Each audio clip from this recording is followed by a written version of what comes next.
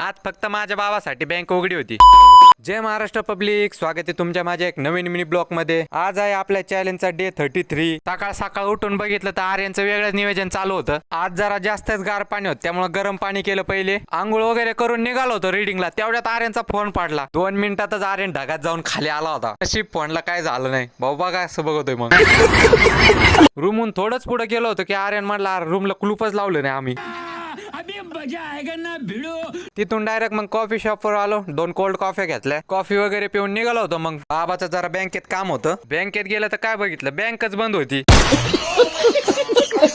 आर्यनने लावला direct bank मॅनेजरला phone. भाऊ म्हणते आमच्या बँकेची स्ट्राईक आहे. बाबाला म्हणलो जाऊन द्या, उद्या या. जाता जाता बाबाला थोडं पार्सल घेऊन दिलं. बाबाला सोडून निघालो मग रूमला. जाता जाता जरा जुने मेंबर भेटले होते आपल्याला, त्यांच्यासोबत एक चाय पिलो. तिथून गेलो मग कपड्याच्या दुकानावर. अक्षयला थोडे कपडे घ्यायचे होते. त्यात मला हा पॅटर्न लय आवडला. भाऊ कसं आहे, खतरनाक लुक दिसतो की नाही. कसा आहे मग शाहरुख खान. आजच्या ब्लॉगला करतो इथं जाईन, भेटू नेक्स्ट ब्लॉगला.